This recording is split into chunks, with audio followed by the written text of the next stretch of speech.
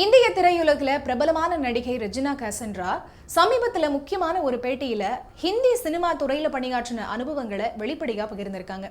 அதுல ஒரு தென்னிந்திய நடிகையா பாலிவுட்ல தனக்குன்னு இடத்தை பெறுறது எளிதல்ல அப்படின்னும், ஹிந்தி மொழியில நல்லா தேர்ச்சி இருந்தப்பவும் சிலர் தன்னை வெளியில இருந்து வந்தவங்க அப்படிங்கிற பார்வையோடு அணுகுனதா சொல்லியிருக்காங்க. வார்த்தைகளையும் நடத்தையிலையும் சில நேரங்கள்ல அவமதிப்பு ஏற்பட்டதாகவும் அது தனக்கு மனசளவுல பாதிப்பை ஏற்படுத்தினதாகவும் சொல்லியிருக்காங்க. அது மட்டும் இல்லாம ஒரு தென்னிந்திய நடிகையா இருக்கிறதுனால சிலர் குறைவா மதிப்பிடும் அணுகுமுறையை எதிர்கொண்டேன். ஆனா இது எப்பவும் நடந்ததில்ல, சில தருணங்கள்ல மட்டும் இத்தகைய மாதிரியான அனுபவங்கள் ஏற்பட்டதாகவும் விளக்கியிருக்காங்க.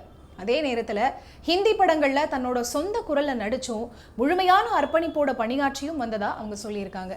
மேலும் திரையுலகில பெண்கள் குறிப்பா கவர்ச்சியான துறையில இருக்கிறதுனால தோற்றம் மற்றும் வெளிப்புற அடையாளங்களின் அடிப்படையில எளிதா ஸ்டீரியோ டைப் செய்யப்படுறதா ரெஜினா குறிப்பிட்டிருக்காங்க.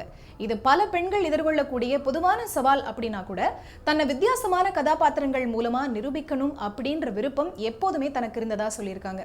ரெஜினாவோட இந்த திறந்த மனப்பான்மை பலருக்கும் சிந்திக்க வைக்கக்கூடிய ஒரு முக்கியமான உரையாடலை தொடங்கி இருக்கு அப்படிங்கிறது குறிப்பிடத்தக்கது.